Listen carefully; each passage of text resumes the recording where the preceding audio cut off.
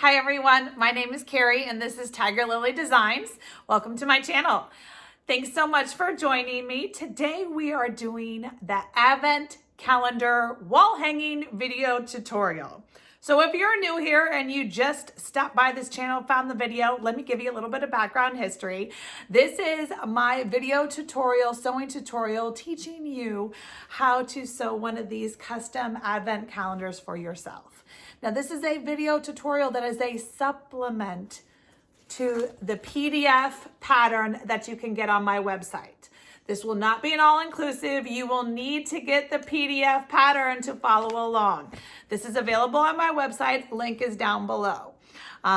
So let's get that out of the way. What is this?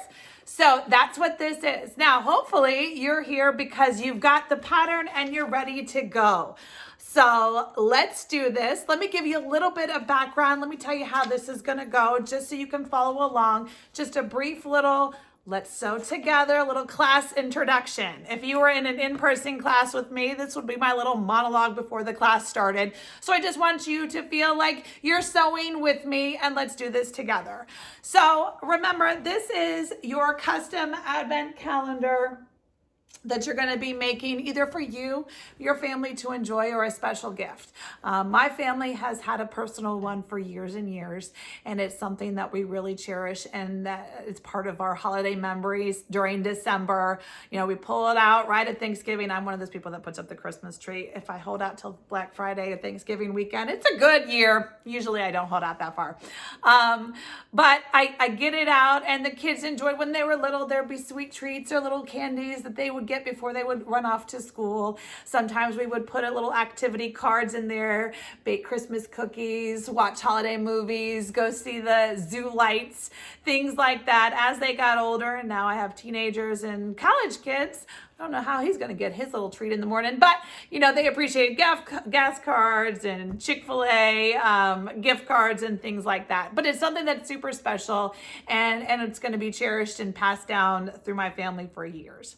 So I wanted to share with you guys so you can make one for yourself. Now understand, this is not a beginner pattern.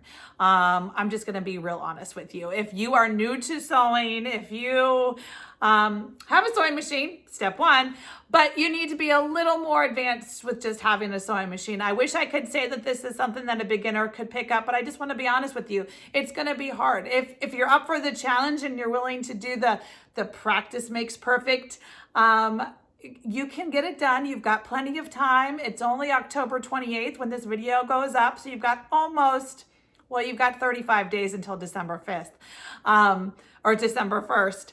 But you know, plenty of time. If you're going to gift it for somebody for this holiday season, they can use it next year. You've got, you know, an extra month for you. But it's not a beginner pattern. So I just wanted to be honest with you on that. So like I said, there's an 11-page pattern. It's a PDF pattern on my website. Now, this pattern also, the video doesn't go by itself and the pattern doesn't go by itself. You can't just grab the pattern and make it without watching the video. Yeah, and you can't watch the video and make it without having the pattern. You have to have both. I designed it that way. So that would be more like an interactive quilt along, sew along, kind of like you're in a class with me. I didn't want to just give you, here's a book, go ahead and read it and figure it out. I don't learn that way personally. I learn better by doing and watching and things like that. So I wanted to add the video tutorial. So it's a little bit more than just a PDF pattern, but you do need the PDF pattern. Why do you need that if you have the video tutorial? Well, so you know you've got the cover, but the thing is, you'll see that there's coloring charts, there's charts that you're gonna need that we're gonna reference during the tutorial. There's templates for tracing the numbers and the letters. And so it's very important that you have this to be able to do it. So I'm just going to go through a couple pages, show you guys what's in here. So like I said, you've got the tutorial or the coloring charts. We'll talk about those later. There's a materials list. You'll want to reference the materials list first. Make sure that you have all your materials. But the most important thing that I wanted to show you, and I am going to let you guys zoom in on this page. This is the last page of the pattern. There's no secrets on here that you can't see. So I'm gonna go ahead and show it to you guys. Why is this page important? Well, because they go together, I decided, well, nobody's gonna wanna watch, and I don't even know how long this video is. You're gonna know when you click on it. Oh my gosh, it's probably 90 minutes is my guess. It's right now 78 and I haven't done the introduction yet. So hopefully I'll shrink it down, but it's maybe an hour and a half video. And nobody's gonna sit down and consume, and you won't get this project done in an hour and a half, I'll promise you that. But what I wanted to do, back to the page, this page, there's 10 steps. There's maybe little steps in between the steps, but there's 10 major steps to making the quilt. A lot of prep work, a lot of planning, a lot of color prepping, all different steps, but there's 10 steps associated with this pattern. And on this last page, I break down, again, no assembly instructions are included in the PDF pattern. But the 10 steps they're just bullet point steps, and I'm putting video timestamps. They're not here yet because I haven't finished editing the video, but they will be right here in the pattern, right to the left or to the right of every single one of these steps will be a timestamp. Why is that important? So you're gonna come and you're gonna watch the introduction and the materials overview, okay? You're gonna read the pattern, materials, come watch the little, I don't know, maybe 10-minute introduction and materials overview, and then go and collect it. And then maybe you're gonna come back after you've gone to the store, ordered online, all the things. You're gonna come back and you're ready for number 2, the charm pack color layout and color planning portion. Okay, so rather than having to watch the first 10 minutes and figure out where you are, I wanted to make it real easy for you guys to just hop back on the YouTube, hop back on the video tutorial, pull out your pattern, page 11, and be like, okay, I need to go to timestamp 12 minutes and 52 seconds. Whatever the stamp will say, that's where you're gonna go. And what I did is I created, oops, sorry for the reflection of my window. I created little headers that are 2-second blips in the video to show you, like, it's kind of like you're turning the chapter page. And so I created a fun little graphic so that when you're scrolling through YouTube and you're trying to find, this is just, for example, we're gonna do a blanket stitch. We've got all the different things. I made a little cover page for each of the steps and the sections for the steps. So that way you can follow along and come back and go and come back and go. If you're going to sit down and get her done all in one video, good on you. I wish you luck. But this is something that I hope that you enjoy making, and you enjoy the process as well as the opportunity to gift it to somebody special. So that is the introduction. I did just want to go over the pattern, show you what is in it, make sure that everybody understands that you need the PDF pattern. They go together. The video will not stand alone. And that I did try to make it easy for you guys with this timestamp kind of flip chart cheat sheet. It's not a cheat sheet, but so that way you can go back to the part that you're doing. You can always reach out to me via direct message on Instagram. Is probably the best way, or all my contact information is in the box below. I have a full website, a full email, a PO box. You can reach me in any way, or you can DM me on Instagram if you have a quick question. I would love for you guys to tag me as you're sewing. I've added a little hashtag Tiger Lily Advent. So if you start making the process, I would love for you to hashtag and tag me in your post so I can see. I might, I had to do this one for the video so I could film it as I was making it. So now I've got a second one for my family. Maybe I'm going to make a third one along with you guys, maybe next week, so we can do it together. But I hope you enjoyed this video. I hope you enjoy making the pattern. Please reach out with any questions. I tried to be as thorough and as descriptive as possible. Probably at some points gave you more information than you needed, but I'd rather give you more than not give you enough. So I hope you're excited. Let's get started. Page 1, let's do it.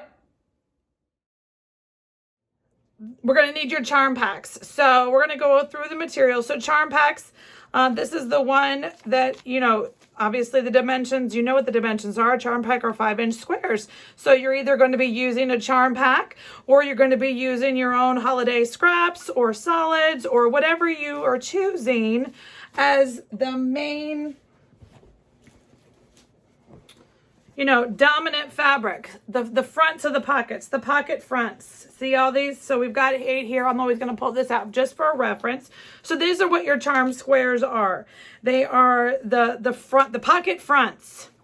So you're going to need 24 of those. Obviously, we're making 24 pockets. You're going to need at least 24 for the pockets.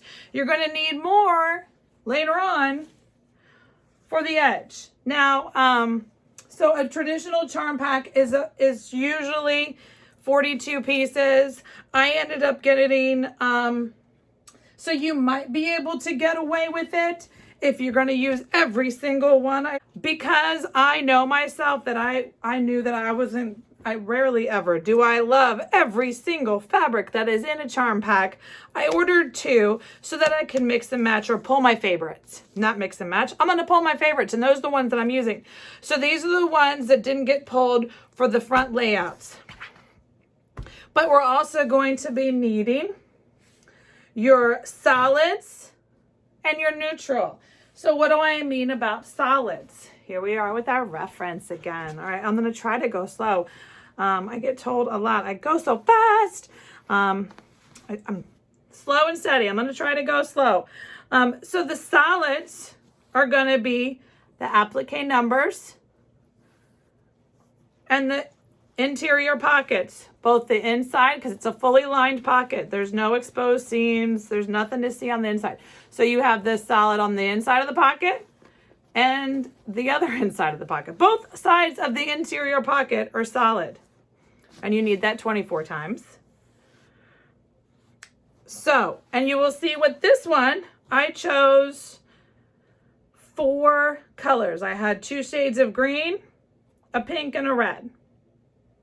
So, but for this, and these I used Kona solids. For the one I'm going to do today with you guys, I went ahead, instead of doing solids, I chose from my fabric wall. If you've ever watched me on FlossTube before, you know I have quite a fabric wall, extensive fabric wall behind me. I do have a rainbow of solids, but the reality is I wanted to match my charm pack like spot on. So I went into my, I'm going to call them basic blenders. So they're very subtle patterns. And these are going to be my solids. So these are the ones I'm going to use for the inside pockets, as well as the number applique. Now, reference to your materials list. And remember that the amount that you need is going to be dependent on how many you use. If you use 4, I've given you a number, or given you a dimension of how much of the material you need. If you're using 2, you need twice as much. So, you know, do the math, reference the chart as to how much you're supposed to be having so that you have enough. So it also just depends on how much of each color you're going to be using. And I'll show you in a little bit why that matters. Okay, so these are the materials we're going to be using. Now, I did cheat because this is a process that takes me a little bit of time. And why does that take me a little bit of time? Okay, so like I said, charm packs, there's 42 color, and there's 20 or so different fabrics that were included in this. Some I liked, you know, I liked this, but I didn't want black. So I had to pick and choose and all the things. And also, if you look at this one, it looks totally random, right? There's a this and here, and they don't repeat, and there's none next to each other. Okay, randomness doesn't happen randomly in quilting. Randomness is planned. You have to have planned randomness. Now, if you want to be a true random girl or guy, a true random quilter, you do you. But my random is not so random. It is a planned random. And so how did I do planned random? Let me bring it in the shot and explain to you guys what you're looking at.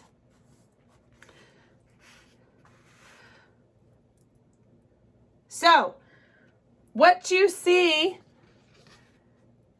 is I've got my handy dandy foam core poster board. If you've ever done a video with me, you know that I use foam core poster board for a lot of different projects. It's just a great thing to have around your craft room. I use it for cross stitch backing. I use it for project quilts. I mean, I've used it half a dozen times. So this is what I was using for my randomness so that I could pick it up and choose it and it wouldn't lose it rather than just keeping it on my design table. So what I did off camera, without you guys, watching me do it, maybe I'll insert a super speed clip of me actually doing it here if I can figure out how to do that. But if not, the reality is it took me probably 15 minutes or so to create my randomness. But this is what you need to do first. You need to create your randomness. So 1, 2, 3, 4, 5, 6, 7, 8, you get it. So these are my rows. There's 4 rows wide. Remember, always reference back to the pattern in the picture if you're confused, like, what are we doing here? It's a 4 by 6 grid. There's 4 squares, 4 pockets across, and it's 6 pockets down. So all I'm doing here, like I said, I created my randomness. I wanted the blue spread out. I did use a couple of the white backgrounds, the green, the red, and I'm pretty happy with this. So this is what you need to do first. You need to create your randomness and be happy with it. Maybe, I'll be honest with you, I actually did it, slept on it, and sleep on it. I came back the next day, saw something I didn't see last night. There was one next to each other that I didn't. Anyway, you have your own process. That's my process. Sometimes I'm a little quirky, but that is what it is. Excuse me, let me grab a drink. So you created your randomness and you've got it on your foam core board. Okay? Step. I'm not even going to start counting. This is the step. So after you get that done, what do we do now? Well, the next thing you need to do is you need to pull out this page from your project, from your pattern. What is this page? This page is the 1 by 20. This is your grid. This is going to be your coloring chart. Welcome back to kindergarten, friends. Actually, I pull out my colored pencils a lot. Colored pencils, crayons. You can just use a pencil and mark RGB, whatever you want to do. But what we're going to do now on this piece of paper is identify what color do we want the number and pocket to be. They're always, that is not random. I do have them match. The number matches the pocket. You could go wild and crazy and go completely rogue and do whatever you want. But I do have the number matching the pocket. So I use this for planning purposes. So I also like to spread this out and plan what's going to go where. So I created this sheet for you. And here's my finished one. So as you can see, it's random, but not completely like, and there are 2 next to each other. It's not, but that is what I did. I grabbed my colored pencils, and I'll be honest with you, I did this 3 times before I got it. And I've liked it, and I like the placement. You can see I'm using more red than I am the dark blue. The dark blue is just a soft accent. It's Christmas. Christmas is green and red to me. But I did appreciate the navy in this pattern that I chose, or in this charm pack I chose. So I am using a navy accent. So ignore my colored pencils. They're a little, one's purple, one's blue. I didn't have a light and a dark blue. So, the concept's the same, but this is what you need to do next. So you've got your layout, your 1 through 6 or your 4 through 6 grid. Keep it on your foam core board. Take a picture of it. This is also another tip. Over the years, I've done this before. When you're moving things around the world, moving things around, and even if you're working on a dining room table or wherever you craft, sometimes things get bumped and knocked over. And if you're like me and this took you 15 minutes and 3 different iterations to get to like, this is what I want it to be, it'll be a kicker when it falls off the table and you got to start over. So just take a quick picture with your phone, just in case. If you take a picture, I promise you won't need it. It's kind of like bring a raincoat and it won't rain. That's always what I do to Clemson football games. I bring a raincoat because then it won't rain. So anyhow, so you're going to use this chart from your pattern, and you're going to color it in until you got it the way you like it. Okay? So again, remember these colors that I'm coloring represent the 4 neutrals, solids. I call them basic blenders, I believe, in the materials list. But you can see they do have a little bit of pattern. They're tone on tone for the most part, or they have a little tiny accent. But these are my solids that I'm using. So that is what this chart represents. Okay? And now, remember, we're still planning, people. This is just still planning. Now what you got to do is, don't do this with a glass of wine. You got to be counting and thinking. So do this earlier in the evening or the day. Coffee is good. Okay, so you're going to pull out this sheet. So now I'm going to walk you through. What is this sheet? This is holy cannoli. Okay, you can do it, people. Okay, you ready? I am going to... When I edit this, I flip the camera around, so this is now facing you, so you can watch it and not be upside down. But that's what that little blip in the video was. I've turned it upside down, and hopefully I've zoomed in on these templates so you can follow along what I'm doing. So what we need to do now is we're going to plan. It's like plan 4 times and cut once, and you'll be good. Plan twice, anyway, plan. So what you're going to do is you're going to take this. So you can see I've given you, what does this chart even mean? Let's start there. So first I identified some common colors that are going to be used. Red, green, blue, pink, white, black. I left some 3 open spots. Maybe you're going to do like 7 different colors. Maybe you're going to do, silver, purple, and orange. I have no idea, but maybe an orange and purple. Anywho, so that's what this side is. It's the color that you're going to be using on the solid. So I'm using a red, a green. I'm going to do a light blue. I'm going to crop off this pink and do a blue navy.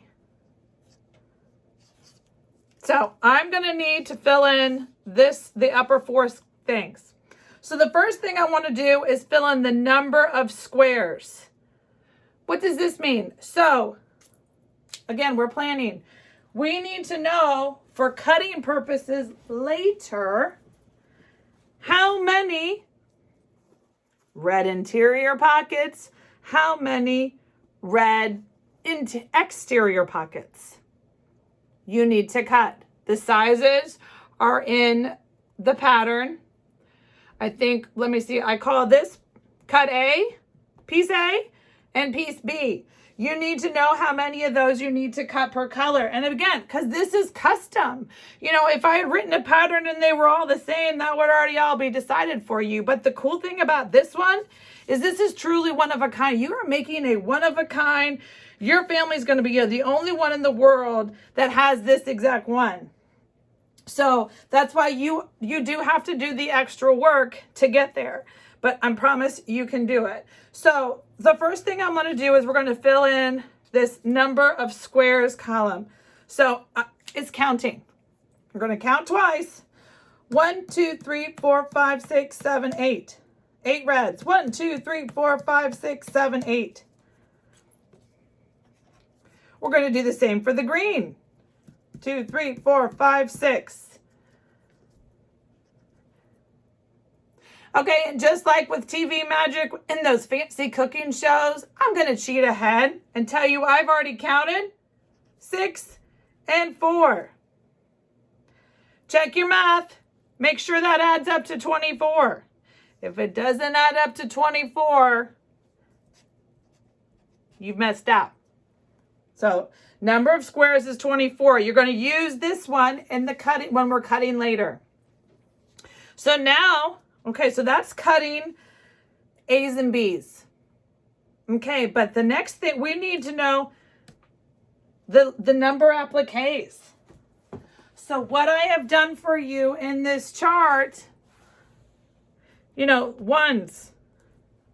Well, there's a number 1, but there's also a number 1 in the 10 and the 11 and the 12, and there's a number 1 in the 17 and the 8. You get my drift. So that's what these represent. This is 1 through 0, 1 through 9, and then zeros at the end. The number 1, there are 13 number 1s.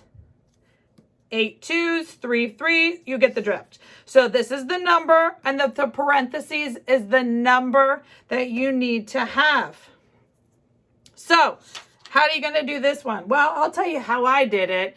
And then, you know, if you find a better way, please share. But this is how I did it. I just did it slow and steady, and I hash marked it. So number 1 is green. So green, I need a 1. Number 2, red. 2, red. 3, light blue. 4, dark blue.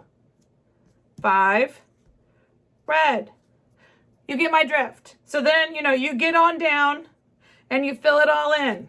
And again, TV magic.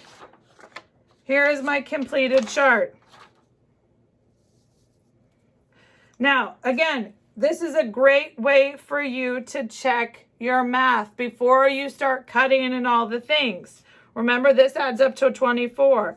Well, these hash marks should add up to 13, right? They need to check 8, 3, 3, 2, 2, 2, 2, 2, 2.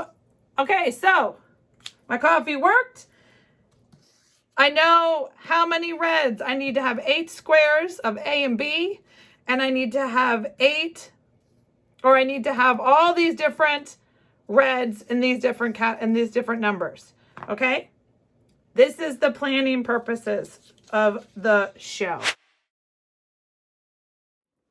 Hi everybody. Yes, I got a little insert here in the video. I wanted to pop right in here in the middle. I realized when I was video editing that if you guys did this step before the next step and you had a certain thing, it might be bad. So I wanted to just pop in here real quick and say, okay, don't forget. So if you are using fat quarters, 4 fat quarters for your solid pockets, you know, the pocket part, if you're using only 4, so you have a limited supply, you do not want to do the number tracing first, okay? Do not do your number tracing first. You need to go and cut your pockets. You need to go and cut and prep. Step 6, cut and prep your pockets before you do your number interfacing. That way you've cut your exact cuts out of in the pattern. It shows you there's the cutting template for cutting with fat quarters. You have plenty of fabric, I promise. But so that you're not finding yourself in a bind situation, do the square cutting first. Cut your squares out from your pattern. I'm trying to reference. So, you know, you've got this little cutting diagram right here using for your fat quarter. If you're using fat quarters for your solids and you only have 4, you want to do the cutting portion first.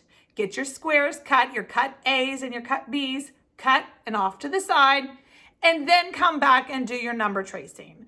I promise you'll have plenty of fabric, but I just want the order matters, and I didn't want you to do the numbers and then the way you cut your numbers, you didn't have enough room for your squares. I hope that makes sense. If not, shoot me a message before you cut into your fabric because you can't uncut. I'm going to show you the interfacing, how we do that. So also in your pattern, I haven't printed out the official page yet, but it should look like this. That page is your number template. It is in reverse.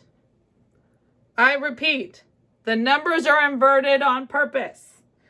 If you've ever done applique, then you know this is not new to you. If you're new to applique and you're like, well, the numbers are backwards, Kari. Yes, they are backwards on purpose. Why are they backwards on purpose? Well, I'm going to show you why. So we're going to be using in the pattern, I tell you what interfacing we're going to be using. So you're going to go and grab that interfacing. You have bought it. It's a special kind that I use for, it's not special, but it's a specific kind I have tested a couple over the years. This is the best one for this purpose. Remember, it is one-sided fusible. Make sure you get the specific kind, matte on one side, fusible on the other. So what you're going to do is take your handy dandy interfacing chart or your number tracer chart,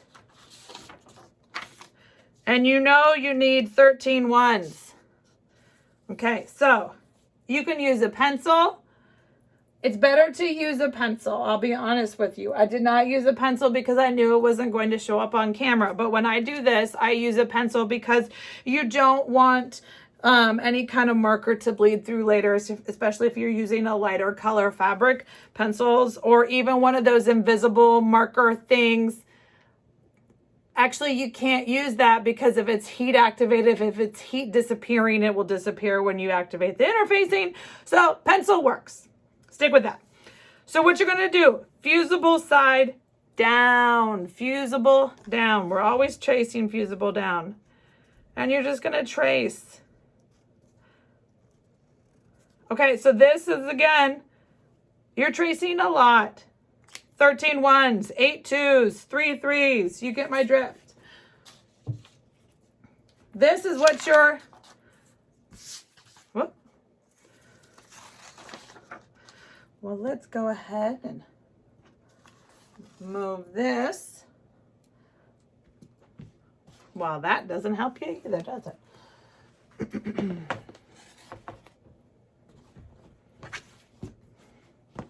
Now you can see it. Okay. Some extra sheets of interfacing are always helpful. So you can see this is how many you're going to have to trace. You don't need a big piece. Now, remember, in my materials, I do tell you how much interfacing you need. And that is just an estimate because, remember, we're going to be tracing these numbers. But we're also going to be tracing the personalization at the bottom. This is my old last name. So this is, that's the cool thing again about this one-of-a-kind piece is it is going to be personalized. Now, if you have a 4-letter last or a 5-letter last name, you don't need a lot more interfacing. If you have my new Chamberlain last name and it's about this long, you're going to need more. Anyway, so just keep that in mind. That's the other piece you're going to need interfacing for is, so when you're using your interfacing, make sure you save enough room for the letter piece. Now, the concept of that is, we'll go over it, but the concept is exactly the same. You trace it upside down. The letters, the templates in the pattern are inverted, just like the numbers were. So you want them to be separate. So the one thing you're going to do now, I'm going to reference back my chart. I need 5 ones. 1, 2, 3, 4, 5. So all I'm going to do is I'm going to make 4 piles. I'm going to make the piles of numbers that I need to press onto red fabric. These ones, the ones I need to press onto green. I need to press onto blue, and I need to press onto the other blue. So that's what I'm going to do. I should pick dark blue just because that's an easier one to show you guys. So I need 1, 1, 1, 1, 2, and 2 4s. Anyway, so you're going to want to do this. Okay, so if you've never used interfacing before, that is why I'm showing you this step, because again, this is a tutorial and I do want to be as thorough as possible. So if you've used interfacing before, you can probably, you know, just keep on going. You don't really need to watch that portion of it, but, you know, maybe just have it playing on in the background while you just keep on doing you. But if you've never used interfacing before, this is a great how-to. So I've got my 1, 2, 3, 4, 5, 6. 1, 2, 3, 4, 5, 6. These are the 6 numbers that I need for my dark blue. I'm referencing my chart. I need these 6 dark blue numbers. So what I'm going to do, I'm going to show you this. And this is probably where we're going to be pausing the video for the day. And I'll come back in with some TV magic and show you guys have done all these things and skipped ahead. So what you're going to want to do, you know, I don't want to cut this because I haven't cut my pieces yet of my pockets. I always like to cut my pockets first before. So maybe I'll put that in before this video. Well, no. This is how you do the interfacing. You're going to take, after you cut your pockets, you're going to have pieces left over. Now, this is a directional fabric. And I didn't think about that when I pulled it. But that's okay. I still want to use this one.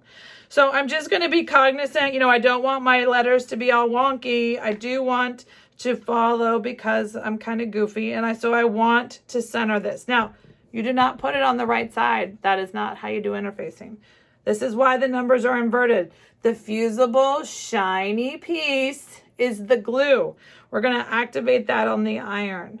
So we're going to put this right here. And I'm probably just going to line it up straight along the selvage. That way I know the directions of my cross hatches are going to be straight and there's not that many.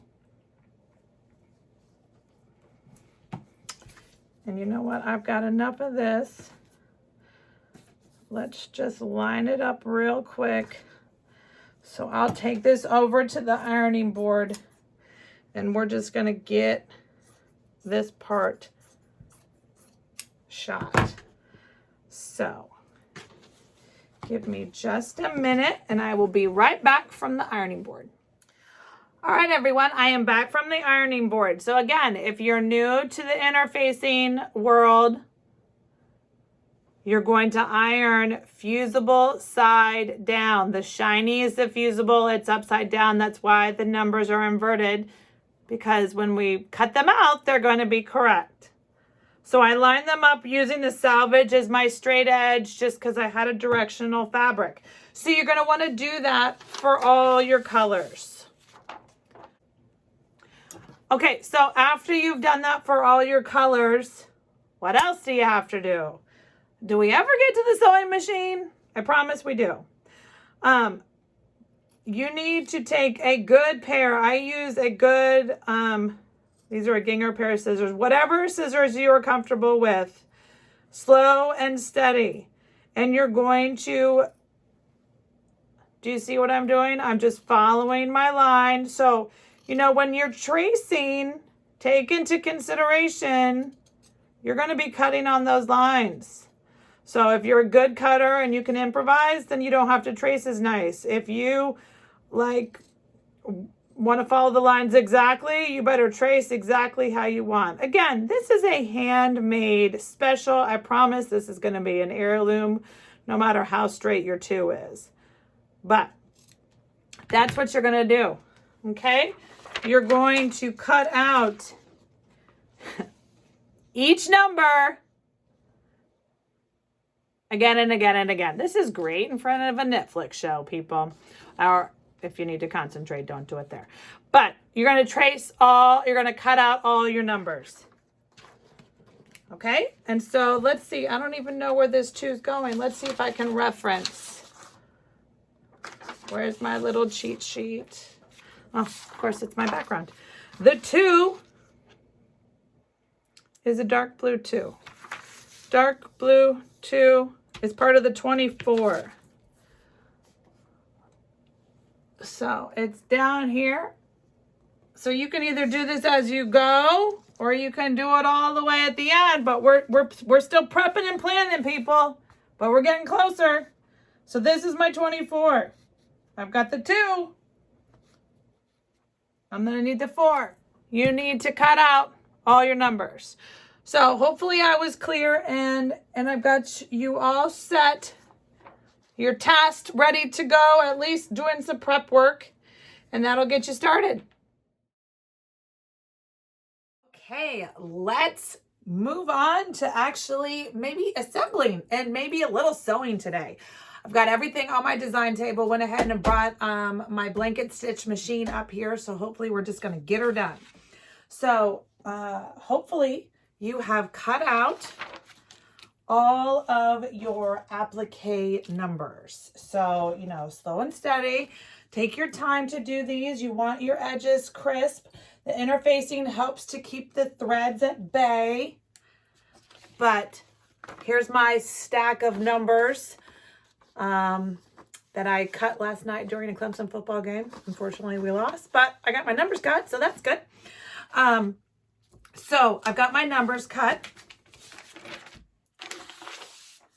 And now I'm going to go back, and I've got my foam core board. I brought that back to the design table. I've got my 1 through 24 all laid out, ready to go. So, you know, I'm just going to take my time and reference my colored worksheet that I made. We'll flip around so you can see, you know, I colored it up. So, you know, it's kind of like a puzzle. You're just matching it up. So number 1 is green. I'm going to take my number 1, and I'm just going to place them right now. Right now, I'm just going to place everything where it goes. Make sure, you know, before I do any final things, I want to make sure I'm going to like the way it looks. Like you see, this was red on red. I'm probably going to switch that. This is the same piece of fabric, but it doesn't have red in the corner. So those are the kinds of things that you're going to change as you go. Maybe you won't. But this is an opportunity where you can change. So you're going to place all your numbers on their appropriate squares just for, so to get you set up. So let me go ahead and get my stuff laid out so that you don't need to watch me place all 24 of them.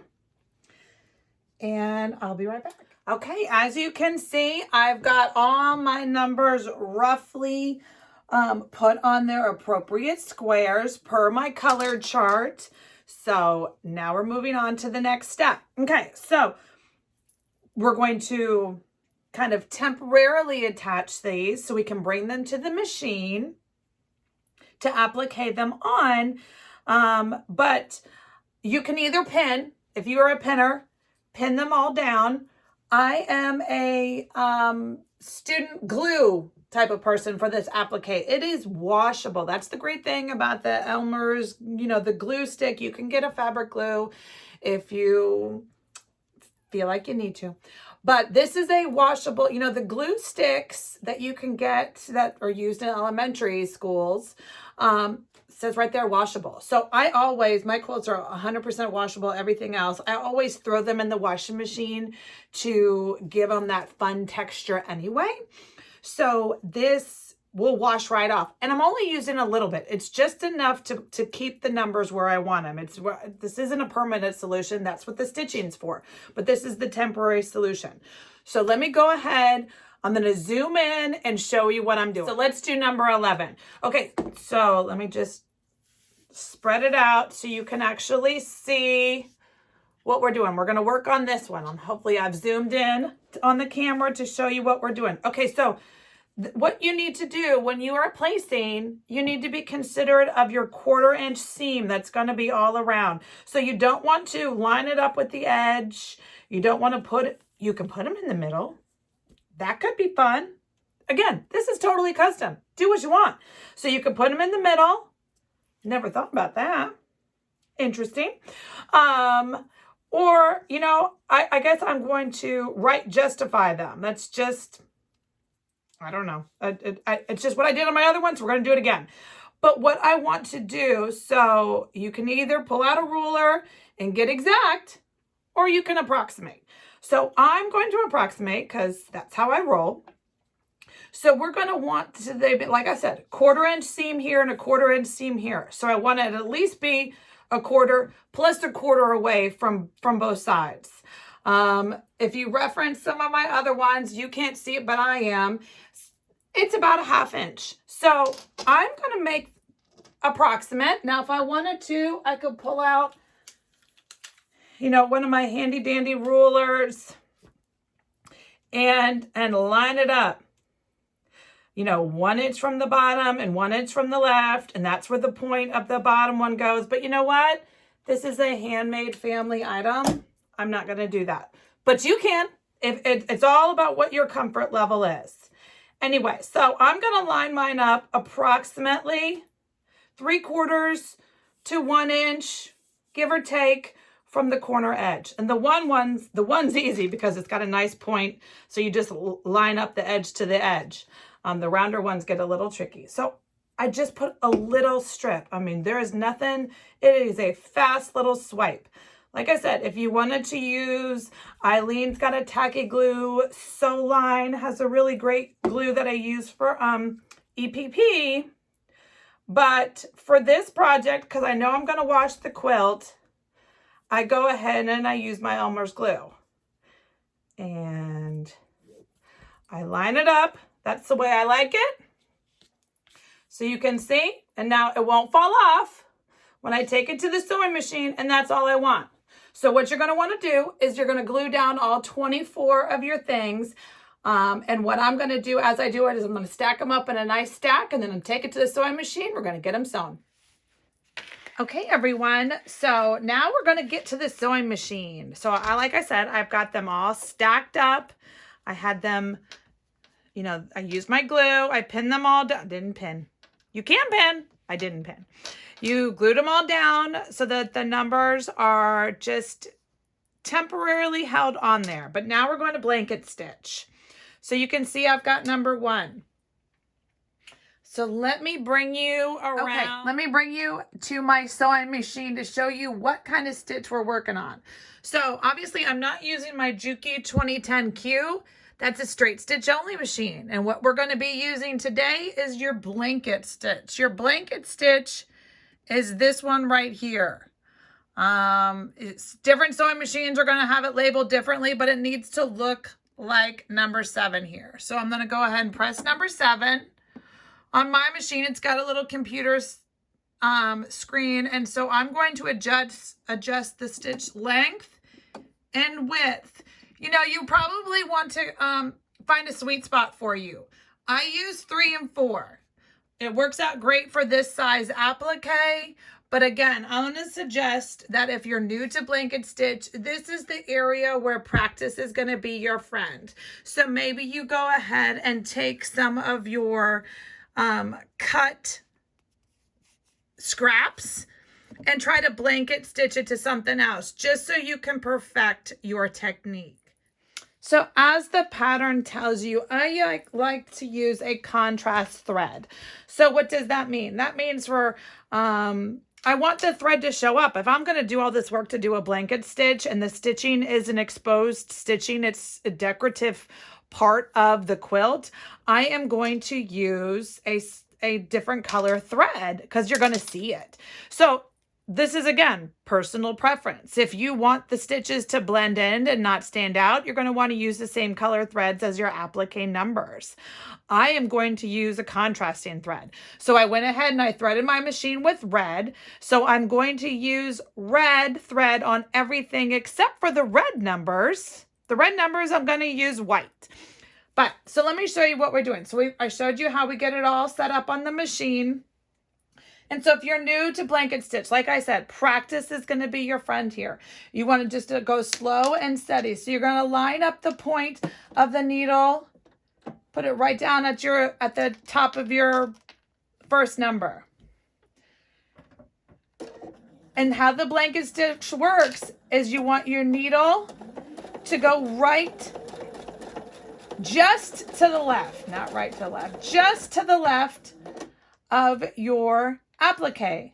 And then you're going to turn it around. Now, obviously, every sewing machine is different. My sewing machine has a setting where when it stops, the needle can be down. If you have that setting, it's very convenient for when you're twisting and turning and rounding the corners.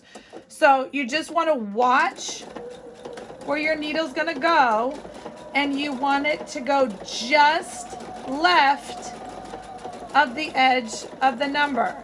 Curves are the trickiest. Again, practice this before you work it on your actual advent calendar. Okay, I'm coming to the point. So I'm going to slow down, and I've ended right at the point. My machine also lifts up the presser foot just a smidge for me to turn it around. You know, every machine is different. So I can go a little faster. I've been doing this for a while. I use my blanket stitches for all my applique work, which if you've seen, I've got applique college pillows and Christmas pillows and things like that. So applique is definitely part of my weekly work, studio work. So, all right, I'm back around the corner. I like to trim as I go. That way I don't have a bunch of threads at the end. The threads on the inside don't matter as much. They're going to get caught up in something else. So you can see there's my number one. I've got the red stitching all around. It's exposed. It's pretty. It's decorative. And that's how you do it. So hopefully that was clear. Again, take your time. There's no rush. You've got plenty of time. Practice your stitches, because I'll be honest with you, pulling these stitches out is a lot harder than having to pull out your other stitches. Your normal, regular thread stitches, just straight line, those are easier to seam rip. Seam ripping a blanket stitch is not an easy thing to do. So take your time. It doesn't have to be perfect. So I did want to come back on here as I was sewing all my numbers. I'm on number 7 right now. As I was going through it, you know, I actually tweaked my settings a little bit. So I just wanted to show you the difference. So, you know, as I was telling you, I use sticks 3/4 was what I had it set for. That was the length between the space between the stitches, and the width, 3/4. So I went ahead, so that was the number one. The number one is done in a 3/4. And if you can see, sorry, it's so dark, the light's behind it. If you can see, I went ahead and I switched it to 4/4. So you can see the spacing on number 7 is just a little wider. And I'm okay with that. But you can see the threads that are poking through. Obviously, when you're using quilting fabric, you're going to get a little of the threads are going to pull and snag a little bit. It gives you that more rustic look. You know, if you didn't want rustic, you could use a felt. A felt is not going to fray. But a quilting fabric will eventually fray. If you use a tighter stitch, it has a less opportunity to fray. A wider stitch is going to allow for a little bit of the frayed edge. I'm okay. I like that. It goes with the aesthetic that I like, but I just wanted to show you again some of the things that make it different, and you can make it yours. Also, if you don't have a blanket stitch on your machine, you can always use a zigzag. A zigzag is going to give you a different look, but you got to use with what you got. So hopefully that. Okay, so now you have your exterior pocket fronts all appliques stitched and ready to go. So what I did is I went ahead and I sorted them by colorways, just so when I'm cutting, I can match them up with the next step. So you can see I've got my red pile, my green pile, my light blue, and my dark blue pile. So they're all sorted. Don't have to worry about them getting out of order because they got the numbers on them now. So we're ready to go. So what you're going to want to do is now we're going to reference page 4 and page 5 from the pattern. We're going to be working on cutting pieces A and B. A and B. And so what are A and B? A and B are the interior pockets, the solid pieces. One's going to be on the flip side of this, and one's going to be the little piece you're going to see when you're sewing it together.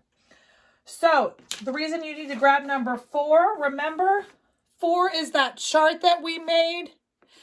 And that first column tells you the number of squares. So now that's why this is important now. So now I'm going to go grab my solid fabrics. So also number 5 has a cutting diagram for you. If you're using fat quarters and not plenty full of yardage and you want to be specific, I don't want you to run out of fabric. So if you are using fat quarters for your solids, you want to make sure that you reference the cutting diagram on page 5. Note that you can only get 6 pockets per color. So remember, I'm using 4 colors for mine. Where did my dark blue go? Oh, here it is. 4 colors for mine. I've got my red, green, light blue, and dark blue, but I didn't make them even. I don't have 6 of each. If I was using fat quarters, I would have to use 6 of each. But because I'm using yardage, I have plenty. I have way more than a fat quarter. I was able to pick and choose and color as I wanted to. So I actually have more reds than I do, but be considerate of what you have, the materials that you're using. If you're using a fat quarter for solids, you're going to need 4 of them, remember? And you're going to reference the cutting diagram that is in the pattern. If you are using fat quarters, again, you should do this cutting portion first before you doing the cut and the numbers in the applique, because you're going to use the scrap from your exact cuts of your fat quarter so I don't want you to do your numbers first and then not be able to actually do the measurements as directed in the pattern. So moving right along, we're going to cut A's and B's. Again, I'm not going to tell you the references of the numbers, the reference back to the pattern. But, you're going to go ahead and line it up. So the pattern does give you a cutting diagram for fat quarters. It works the same for if you have less or if you have more. So you're going to want to go ahead and cut 24 A's and 24 B's. Reference page 5 to know what I'm talking about. So I'm going to go ahead and get some cutting done and then come back and show you what's the next step to assemble them before we start our actually first straight line stitching on the machine. Okay, so I have gone ahead and I have cut my A's and B's. There's 24 of each, and the number of each solid color matches the chart, column 1, page 4. That I have. So the first thing we're going to do, so again, cut A's and B's. We're going to go ahead and push the B's to the side. Those are not in this step, but I went ahead and cut those as I was cutting. So now we're going to assemble the A's with the numbers. So let's go ahead and grab the green stack first. So I've got my green stack, the applique green numbers. I've got my green cut A's, sandwich them together, and I'm going to go ahead and put a pin at the top. You could put, I'm using a wonder clip. You could use pins, you could use wonder clips. That way, this is all I'm doing. I'm going to stack them and pin the top. So I'm going to take them over to the sewing machine and sew along the top edge, 1/4 inch seam. So this is just me prepping the 24 pockets to take them over to the sewing machine. So it's just that easy. You're going to go ahead and clip. This is something I I'm a big believer in batch work. I mean, you could do onesie, twosie at a time, but the reality is it's a lot easier to sit down at the machine and sew 24 straight lines than to do one and then flip it over and keep doing the next step of the pocket. This is just, it makes the most sense to me to do it this way. So you're going to go ahead and do this for all of your 24 A's, your 24 pocket fronts and your 24 piece A's. You're going to clip together. Remember, right sides together. And we're going to sew along the clip line. So make sure when you're pinning them, you're pinning the top of the pocket. All right, everybody. So now I'm on my sewing machine. I've gone ahead and I've brought my 24 pockets over. They're all clipped and ready to go on the machine. So what I'm going to do is I'm going to be sewing a 1/4 inch seam, like I said, right along this topped clipped edge. Remember, we want our right sides together. And so we're going to sew right along that seam. Feel free, you know, it's your comfort level on how you're sewing. Obviously, I'm back at my jimmy. This is my straight stitch workhorse. So I wanted to just come here and get her done. And so this is what we're going to be doing.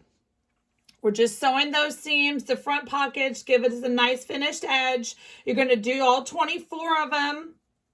And then you're going to take them over and you're going to press them open. So you can either press open. This is, again, your comfort level. If you want to press the seams open or if you want to press them to the side, personal preference.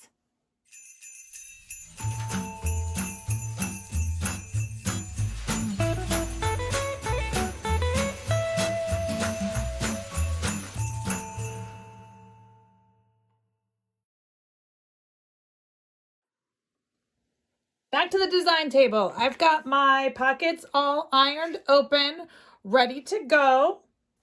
And I've got my piece A's in the coordinating colors set up here at the table. And then I've gone ahead and I've cut the next 4 pieces. Now these are the 4 sashings. It's the pocket sashing cutting sizes. So again, you're going to reference page 5 of your pattern. It's going to tell you the 24 times 4 different sizes you need to cut. So you need 4 sides for each pocket. C, D, E, and F. Reference page 5 to know what you're cutting, but this is all going to be of your neutral fabric. So then I went ahead and I laid it down here in an assembly line fashion so that I can assemble them easier. I don't have to think about it. Keep looking at the pattern. As you can see, let's see if I can bring you in just a little bit. You can see that I've got C, D, E, and F here labeled on my Post-its. My A's, my pockets. I'm ready to go. Sorry about the jostling. I just wanted to bring you along so you could close up and see. So what we're going to do, this is the pocket assembly portion. So this is kind of how the magic happens. I don't know if it's magic, but you know, it's just the next step. So I went ahead and let's go ahead and do one. So we're going to take one of your pockets. You got it all straightened up. I should clip this thread while I'm going, but I don't have any scissors handy, so thread clipping will have to wait. So I've got my pocket. This is a green pocket. So I'm going to go ahead and grab one of my greens and put that down first, right side up. Put my pocket down right on top of it, right side up. It's going to look like it is on the wall quilt. Going to line up the bottoms. You should have about a 1/2 inch seam up at the top, give or take, maybe 3/4.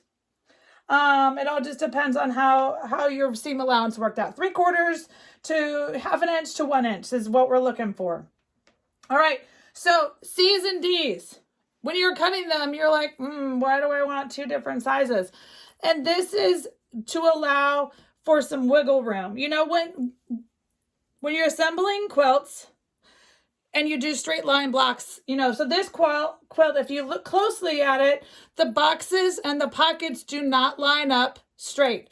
They don't line up straight across. They don't line up vertically, horizontal or vertical. They do not line up. And that is because, A, it's harder to line things up straight. than it is not to. And B, it's a lot more forgiving for beginner quilters. So the reason that we have two different sizes in both C and D and E and F is to allow for that wiggle room. It allows for some fudging, because that way it's supposed to be wonky. It's supposed to not be straight. You don't have to be perfect. And that's the one thing I love about this design that I created. So, you know, you embrace the wonkiness, the pockets. If you want straight lines, pick a size. C and D can be the same size. E and F can be the same size. You're sashing, sash it like you would a regular quilt. If you want your pockets to be straight vertically and straight horizontal, and that's more your jam, just adjust the pattern, the measurements to match your straight line that you want. This is an extra step because we're adding 4 pocket sashings around each block. We're kind of creating a quilt block times 24 pockets. But I believe that this allows for a little bit more fudgeability. Yes, I just made that up. So what you're going to do is you're going to, like, back to the assembly portion. We're going to have our back pocket fabric right side up, front pocket fabric right side up, so it looks just like it would in the pocket. We're going to take 1 C and 1 D per pocket.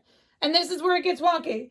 You can either rhyme or reason. You can always put the D on the left and the C on the right. You can always, this is where you're going to mix and match. That's why there's 2 different sizes. This is going to give you your wonkiness.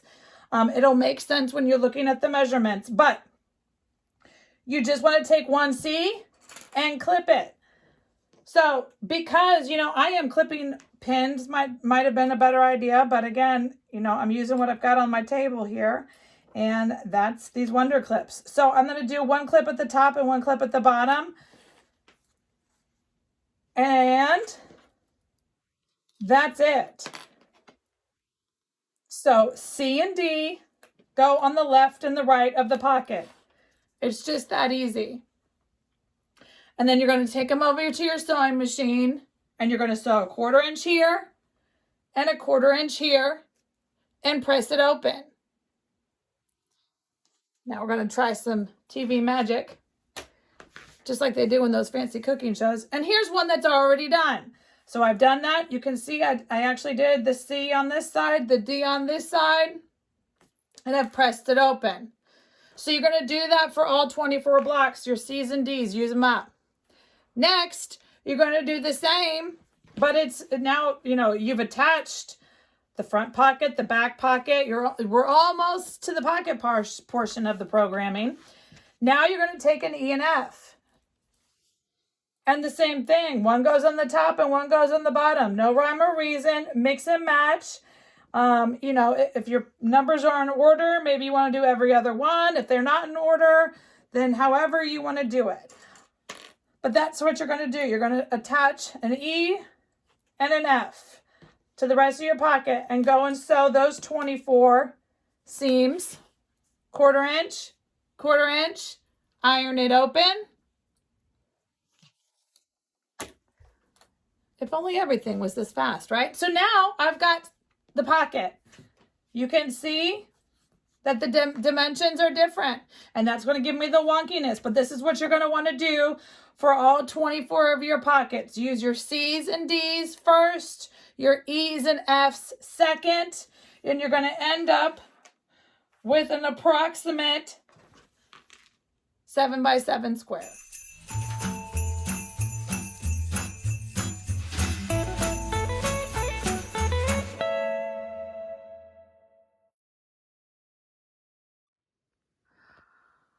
All right, so I've got each of the pocket squares done, all 4 sides sewn, and brought them over to the design table. So what I've done now is I've laid them out in numerical order, 1, 2, 3, 4, just like they're going to be on the quilt. So it's time to start assembling our strips. I'm pretty happy with the randomness of the pieces. The every other ones, you know, I didn't plan it. It kind of just worked out that way. So I'm excited to see it come together. So you just lay your pieces out, and then I'm going to sew each strip in a line. 1, 2, 3, 4. And I'm going to make 6 rows of 4. And then I'm going to sew those 6 strips together. So I wanted to put the strips up on the design wall that I've got just to show you guys a little bit further away the effect of doing those two different size strips around the pockets. So you can see that all I did was sew these strips together. Pocket, pocket, pocket. So I sewed the 4 strips, the horizontal rows together first. So far, I'm loving the way it's coming together. And again, so this allows you, you can see right here, see where there's a little bit like an 1/18 of an inch little overlay. The great thing about this method, again, is it's forgiving. So when I sew this row and this row together, I'm just going to choose, line it up and get a straight line. I could either cut them straight before I sew them together, or just grab a little extra seam allowance when I'm doing this block versus this block. It's just going to affect the sashing. So you aren't going to worry about having perfect points because it's supposed to be like that. Your perfect points in your pockets are there. We are on point. But you don't have to have perfect points because we use those 2 different size sashings around the pocket to make, we took that extra step to do it. So now what I'm going to do is sew these pieces together, and then we're going to go on the design table and we're going to cut the exterior sashings. We're almost to the finish line. Okay, so I've shown you guys it was on the design wall, and now we're back to the table. This is what we've got so far. Are you having fun? So it measures approximately 27 by 37, 38, 39, 40, 41, 42, 43, 43-ish, give or take. Your seam allowance, your sewing, your ironing, your pressing, all the things. So this is what we got so far. So the next step, let's just review bring back our other one. As you can see, we are close. So the only thing we need to do now is add this accent border side and personalization at the bottom. So the accent border side is real easy. It is your extra charm pack pieces. So you're just going to take your charm pack pieces. I just cut them in half and used a 2.5-inch strip and stripped them all together. Made a little sashing and sewed it on. That's what I did on this one. What you need to, obviously the 3 sides are easy. It gets a little trickier when you get down to the bottom because you've got your personalization. Letter tracing time. This is the personalization part of the Advent quilt. Remember, so page 7 through 10 of your pattern is going to give you the full alphabet. It looks straight on the camera, but it's actually inverted because remember, we're going to trace it just like we did with the numbers. We're going to shiny side down on the interfacing and go ahead and you're going to trace out the letters for the personalization that you're going to be adding to your Advent quilt. So keep in mind the taller letters, like for example, a B. The taller letters are going to measure about 3¼ inches. And depending on the letter, they're about 2 inches wide. So let's remember back. The measurement of the quilt so far before we added the sashing was 26 by 43. Now we added some sashing, so we did get a little bit of length. Yes, I'm not just randomly tracing all the letters. You would think so, but there is an A, B, and a C in the letter or in the personalization that I'm putting on. So the name I am doing is actually 10 letters long, and so it is going to use up a good portion of the bottom. I'm hoping that it's going to fit. and that I didn't have to do my little shrink down Xerox trick that I told you about earlier. I'm just banking on the fact that it's gonna fit, and if it doesn't, then I'm gonna be squishing. I don't need enough. I'm gonna squish them together, but I think I'm gonna be good. You're gonna notice that I'm actually using a different fabric. Even though I had 2 full charm packs of my selected charm pack pattern, because I excluded, if you remember back from eons ago, I excluded the black background ones, and so that represented a lot of the fabrics. And so I did not, especially since I'm doing a 10-letter name, I am not able to use my charm packs for the personalization, but that's okay. It's just gonna make the name pop even more. I'm super excited about it. I went ahead and I chose this bright, super fun red and white polka dot fabric that coordinates fabulously with my selected charm pack. So this is the fabric I'm going to be using for my personalization. And so this is what you're going to do. You're going to go ahead and trace all your letters, iron them on, whether it's charm packs, onesie, twosies at a time, or whether you're going to be like me and have to get a new fabric, or you could use your solid. I need an R. And then you're going to cut them out just like we did with the numbers. And then I'm going to come back together and show you what kind of piece of fabric you're going to need to put this together.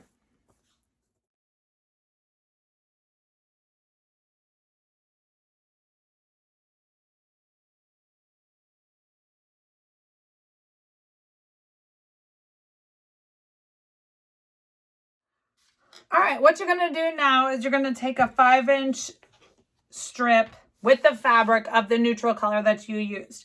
5 inches should work unless you have a name that goes upper and lower, like that has a B and a Y.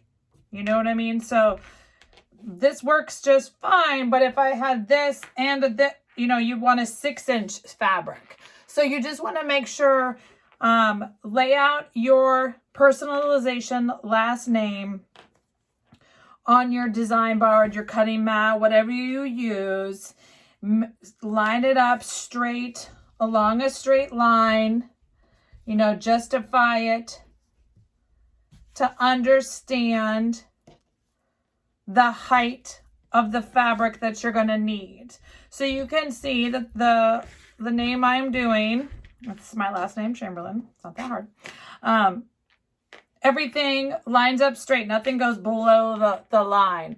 So I'm able to use, so like I said, the tall letters are about 3 1/4. And that's about right. Oops, this is upside down. 3 1/4. So I went ahead and I grabbed a 5-inch width of fabric because that'll give me a nice border on the top and the bottom. There's the words I'm looking for. So we're good. We're going to use the Elmer's glue stick like we did with the first one. And, just line it up. If you wanted to draw a straight line on your fabric so that you felt more comfortable with the fact that you were going straight, do it. I feel pretty confident with my eyeballism of approximation. And so I'm just going to go with that. So I'm just going to put down each letter. And because this is a pretty long one, I'm actually squishing my letters pretty close together. Like I mentioned before, I don't want to run out of room. So I'd rather them be squished and fit than not squished and not fit. So I'm squishing them all together. As you can see, I'm leaving about a 1-inch border at the bottom. It's ending up to be about a 1-inch at the top with his eyes going a little higher. But that's what you're going to do. And you're going to put down your letters And then you're going to blanket stitch just like we did with the numbers. You can use contrasting thread. You can use whatever thread you want, but that's what you're going to do. And, you know, as you can see, I only left a little 1.5 inch border on the left. I'm going to cut about the same when I'm done. Like I said, I cut with the fabric just so I didn't know how long I needed until it was on there. So I've got it now on there.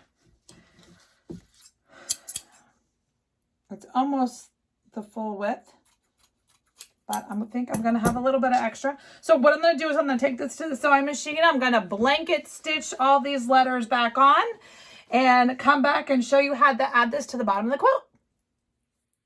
All right, I've got my personalization name all blanket stitched down. As is, it measures about 22 inches, so I am good.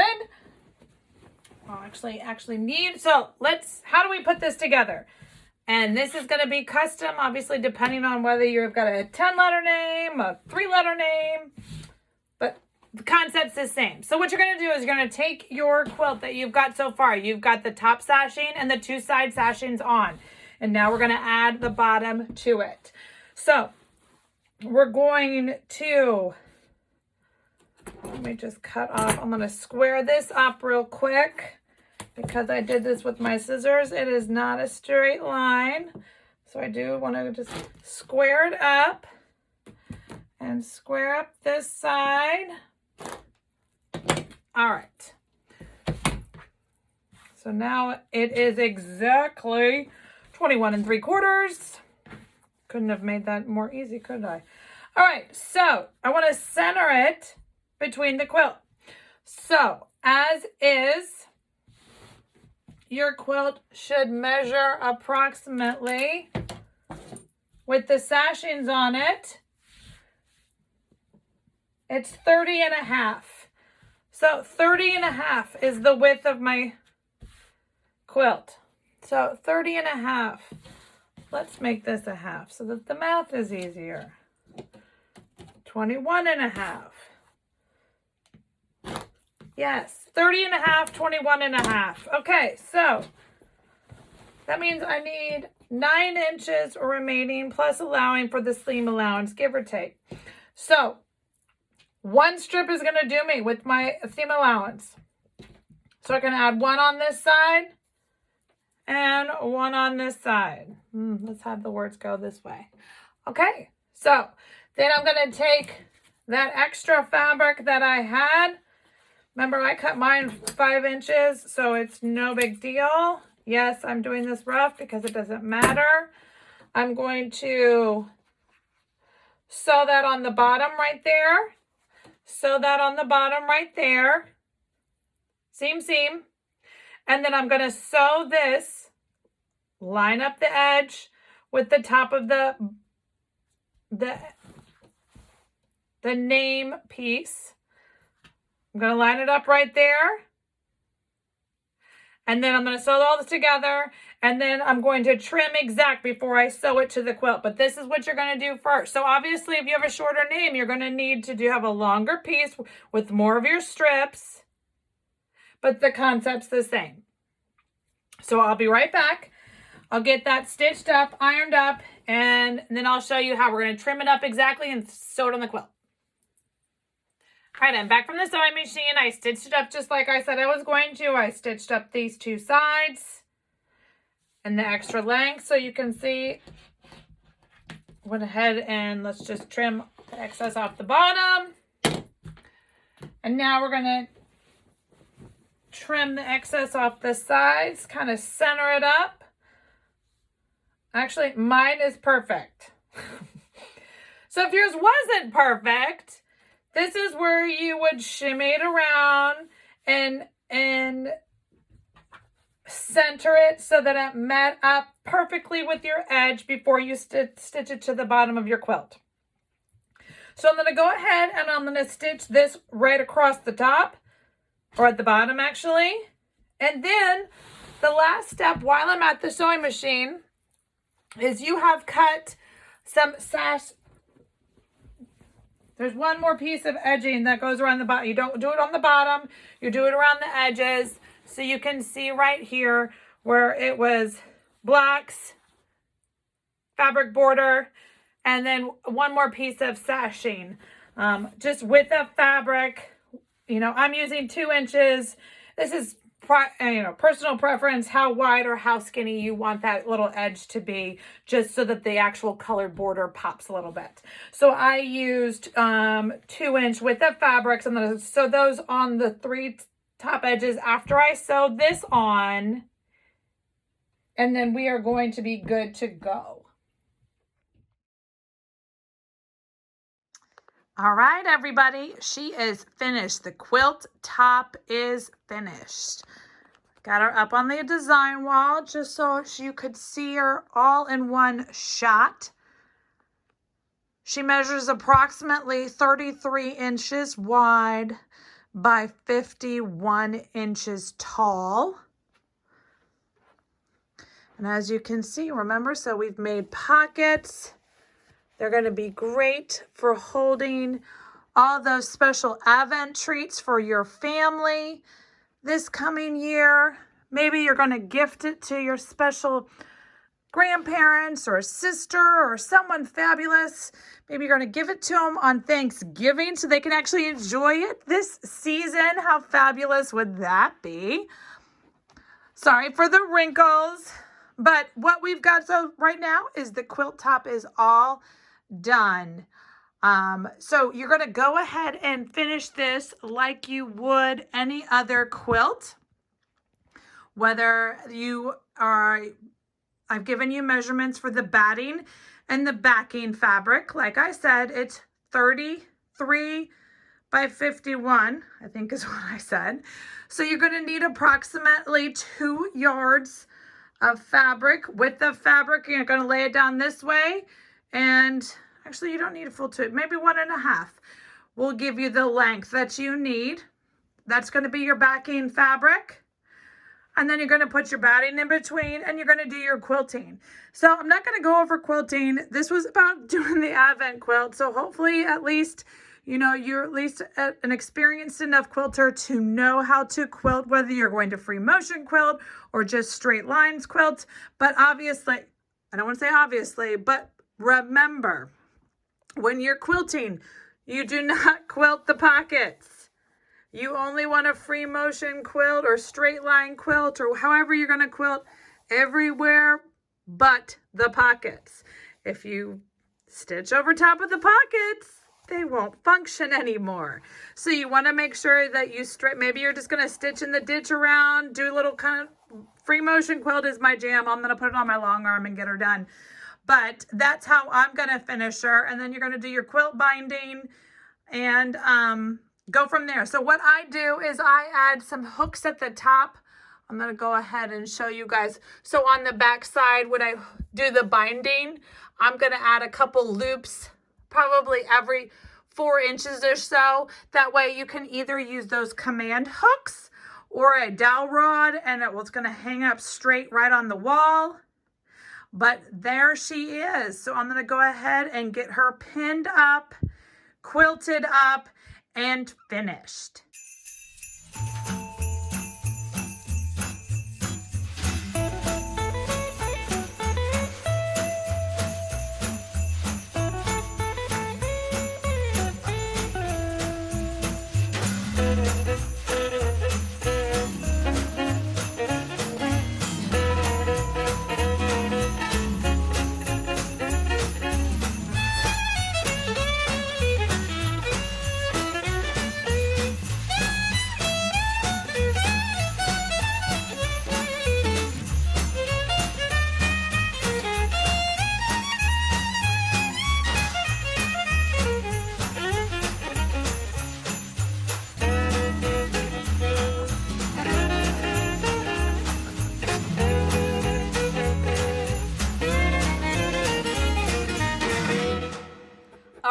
Everybody, the quilt is done.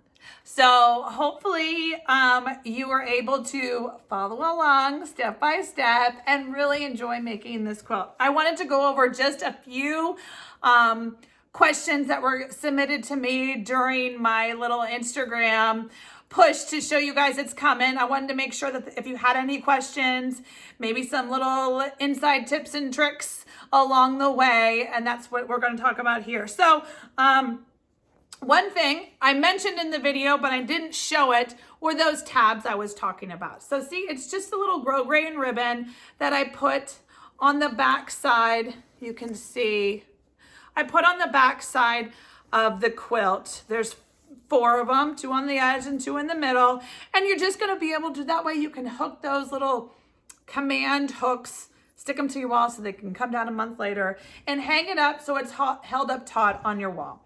That just went right under the binding before I sewed down the binding. So again, I told you guys that I wasn't going to do, this is not a full quilting video because, as I mentioned in the beginning, which feels like years ago, this is not a quilter beginner pattern. I'm not showing you guys how to do a lot of things, but I did just want to talk about a couple things in case you had any questions. In case you were a beginner and you're like, you know what, I'm just gonna jump in the deep end, let's do it. So a couple of the questions that were asked, what if I don't have a long arm? You don't need a long arm to do this. You do not need a long arm, do not worry. I use a long arm because that's what I have for my business. I'm handy and fast, I can get her done.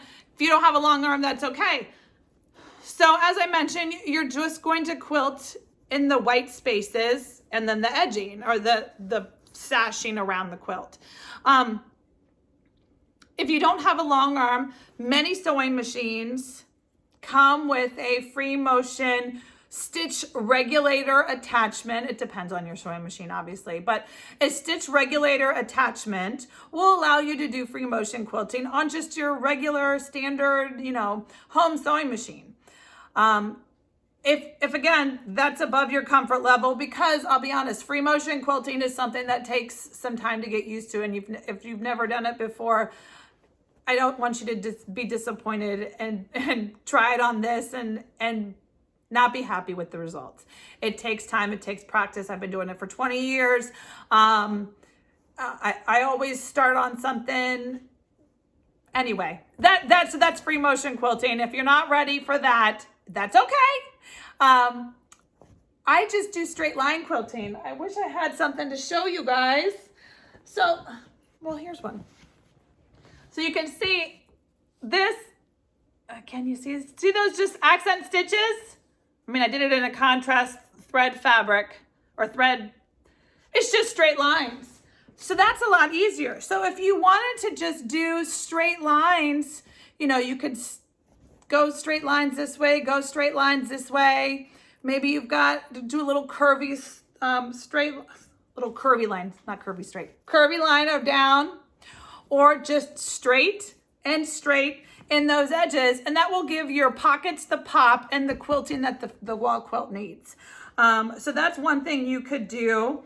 Obviously we talked about, I went over briefly the quilt back. It's just 1.5 yards. Really anything you want it to be. And then binding. I do believe that I show you guys, if you don't do binding, that's a, quilting 101, you have to know how to bind a quilt. So it's just like binding any other normal quilt that you have. But I did show you how to do binding in how I do one of my bindings. I do a couple different styles of binding, but I do a machine binding on this. I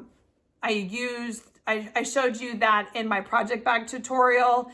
I will link that here. And so you guys can go and grab that little, at the end of the video, I do show you how I do my binding. But again, you can YouTube, there's lots of people that show you how to do binding. So that's all you're going to do to finish off the quilt. So hopefully this was thorough. Hopefully you were able to follow along. Please give me feedback. Please let me know if this is something you like. Do you like the PDFs with the videos going together? Do you want just the videos and me to make them kind of a Patreon type of thing where you have to subscribe to get the videos, but then you don't have to buy the pattern? Or do you like them going together? Or would you prefer just the pattern and no video tutorial? I'll be honest, the whole project was a lot more work than I thought it was going to be.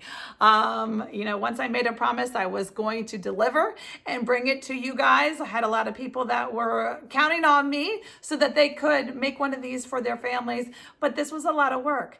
I'm just going to be honest with you, and I'm not quite sure how it's going to go.